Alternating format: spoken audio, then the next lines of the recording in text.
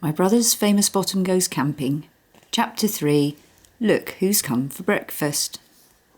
Dad's not very pleased with Mr. Tugg. He's an interfering old moan bag, Dad complained as we put away the breakfast things. If he wanted to play at being a policeman, why didn't he join the police force? Perhaps he prefers a quiet life, suggested Mum.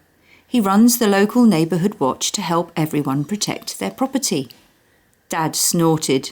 No, he runs neighbourhood watch because he likes blowing whistles, waving torches and setting traps for burglars.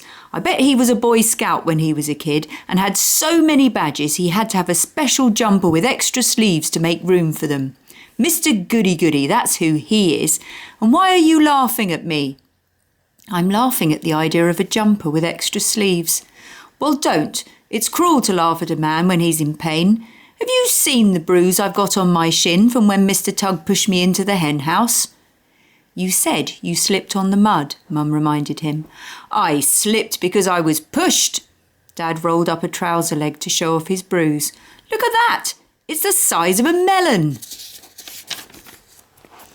Mum bent down to get a better look. More grape-sized if you ask me, she muttered, winking at me. I'm not surprised Mr. Tugg wanted to arrest you, creeping about with a tent wrapped around your middle.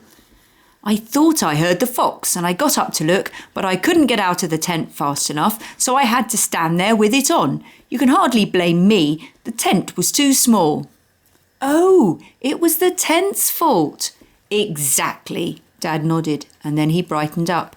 But it did give me a good idea. Mum's eyes narrowed. Oh dear, now I'm really panicking, she said. Your ideas are always off the planet. Dad smiled. That's because I'm a free thinker. It's important to try and think differently.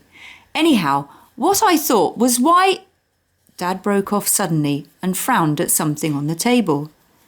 Am I right in thinking that there's a carrot sitting up at the table wearing doll's clothes? Yes, said Mum. But it's a carrot, Dad repeated. Yes, her name is Cecily Sprout, Mum told him. But it's a carrot, Dad repeated. Yes, it's Tomato's latest doll. But it's a carrot, said Dad again. Yes, Ron, we all know it's a carrot, but for Tomato it is actually her favourite doll. Think of it as a free-thinking carrot, a carrot that has gone beyond the boundary of just being an ordinary carrot. A carrot that has become almost a person. Tomato was giving her breakfast before you came down. Dad's eyes almost fell out of his face. She was giving a carrot breakfast. The whole family's bonkers. I think I'm the only sensible person here. Mum burst out laughing. That really takes the biscuit. Now, are you going to tell us your good idea or not? But we still didn't hear what it was, because Tomato appeared in the kitchen pushing her toy wheelbarrow. Giving Cecily a ride, she said, lifting the carrot doll from the table and sitting her up in the wheelbarrow. We're going to the shops to get some lunch for Cecily. I thought she'd only just had breakfast, Dad muttered darkly. What does Cecily Sprout eat? I asked, just out of curiosity. Fish and chips and chocolate scream, Tomato declared. She always says scream instead of ice cream. My sister began to wheel the carrot outside. She turned at the door and looked back at Dad. You brokened our tent, she said accusingly. Bad Daddy. Sorry, muttered Dad, and you say broke, not brokened. Yes, and you brokened a lettuce. Broke, repeated Dad. It got squashed a bit, that's all.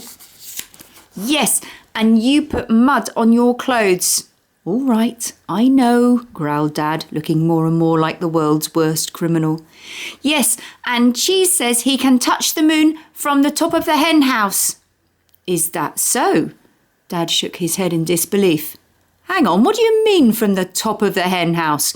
Cheese isn't on top of the hen house, is he? Tomato peered out through the open door and nodded solemnly. Yes, and he's standing up too. No, he isn't. He's just slid off. There was a loud yelp from outside, a moment of silence, and then an even louder wail went up. We all rushed to the rescue. Cheese was more surprised and cross than hurt, but Mum calmed him down with a biscuit. "Who didn't shut the gate properly?" demanded Mum, looking accusingly at Dad. Dad's face puckered. "I want a biscuit too," he moaned, trying to change the subject.